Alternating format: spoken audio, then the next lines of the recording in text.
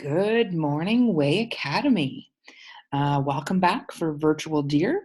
As you know, we've been reading The Hate You Give. Today is Thursday, March, what are we at already? The 26th, just a couple days away from spring break. Speaking of spring break, you'll recall from yesterday's reading, Star and Maverick had a special day together. They went out and listened to Tupac and just connecting, talking about some of the memorable events they've endured together. And when they got back to the store, Devonte was there. And you'll recall that Devonte had been at the spring break party at Big D's place at the very beginning of the story. So when Maverick and Star got back to the store after their little outing, they found Devonte, and it became clear that he was trying to hide from someone. So they were looking to see if they could help him, and ultimately they learn Devonte's story represents some of that impossible situation that many of us find ourselves in. As we know, Devonte's brother's death is another example of the effects of gun violence on life in Garden Heights. So again, dealing with those key themes and struggles that our characters have faced throughout the novel. We ended with with Devonte and Star learning how to put stickers on the merchandise in Maverick's store. So again, some more bonding between characters. We see Star and Devonte talking a little more and learning more about each other and what they have in common. And ultimately, it's just another example of the manifestation of the cycle of crime, how you try your best to do good, and ultimately that can lead to some bad choices or bad actions, but it's ultimately up to you and what you do with your voice and your own ability, how to get out of there.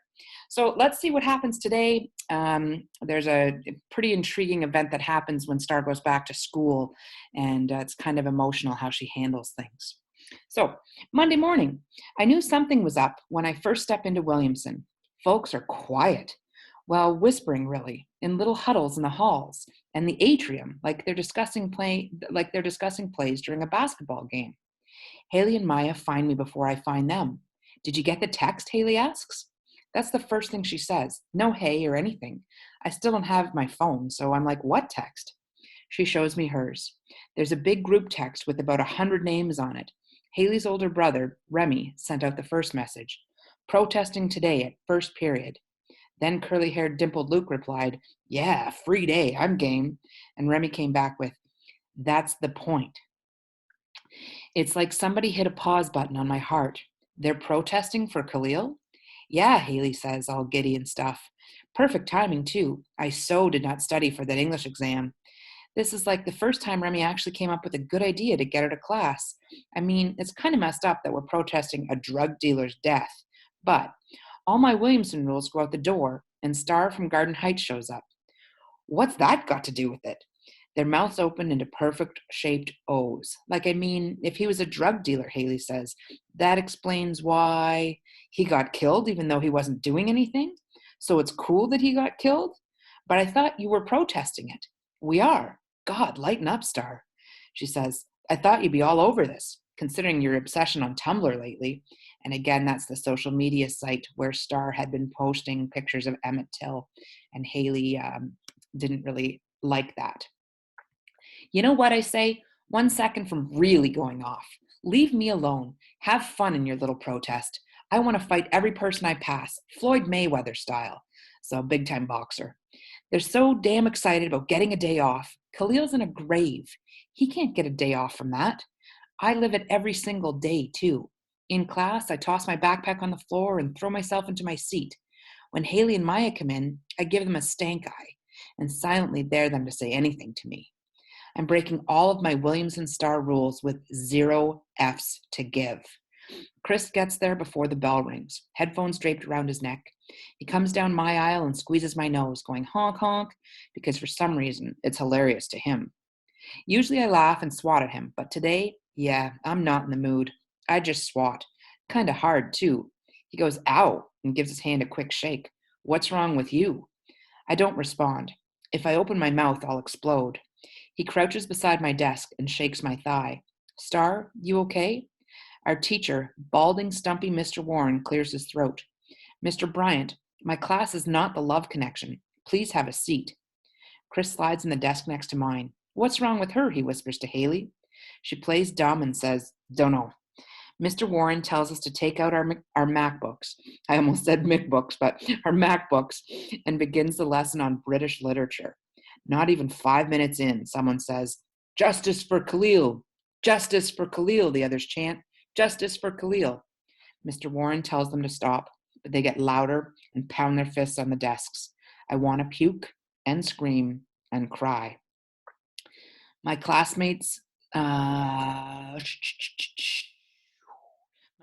stampede toward the door.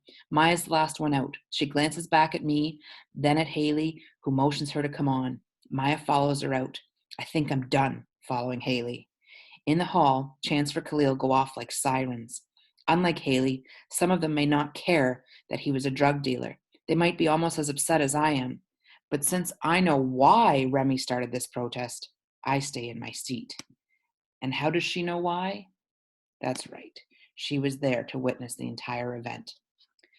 Chris does too for some reason, so he stays with her. He doesn't go in the protest. His desk scrapes the floor as it scoots closer to mine until they touch. He brushes my tears with his thumb. Aw. You knew him, didn't you? He says. I nod. Oh, says Mr. Warren. I'm so sorry, Star. You don't have to. You can call your parents, you know. I wipe my face. The last thing I want is Mama making a fuss because I can't handle all this. Worse, I don't want to be able to unhandle it. Or pardon me, I don't want to be unable to handle it. Can you continue with the lesson, sir?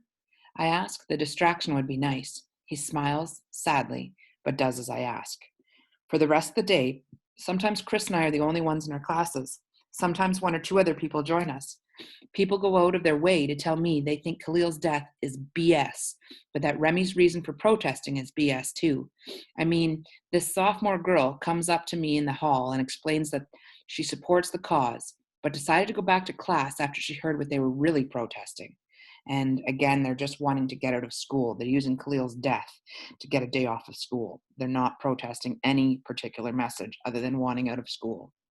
They act like I'm the official representative of the Black race. They owe me an explanation. I think I understand, though. If I sit out a protest, I'm making a statement.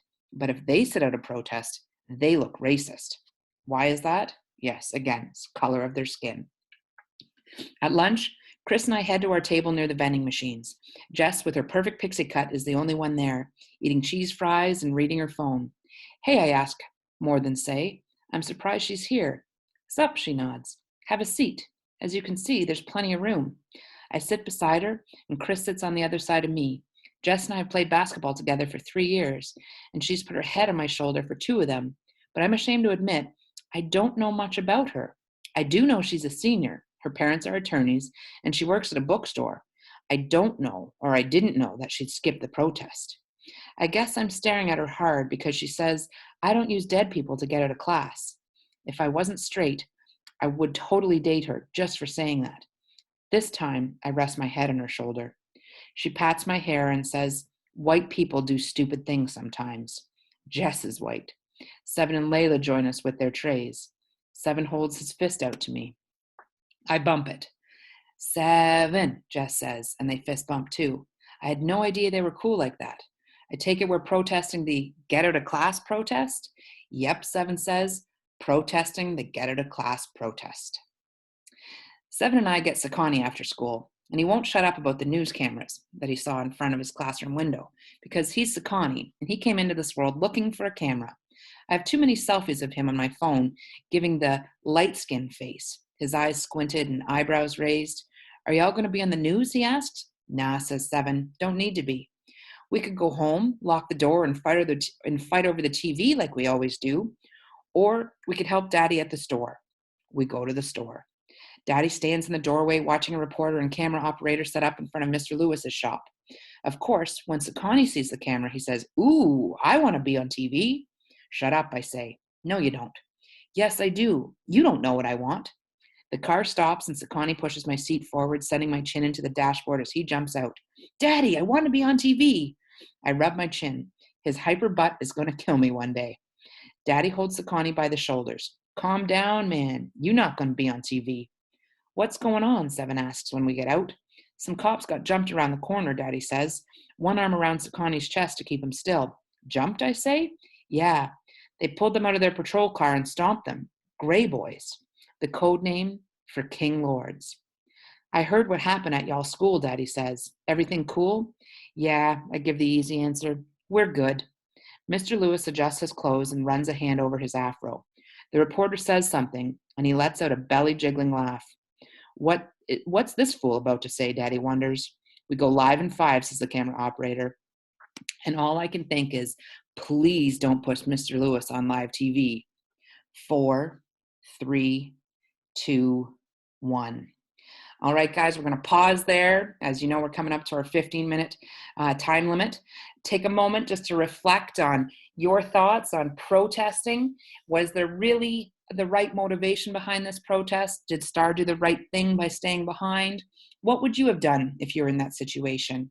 And the last thought to leave you with, why are they concerned about Mr. Lewis speaking to the news? We'll find out in link number 2. Hang in there. We'll be back soon.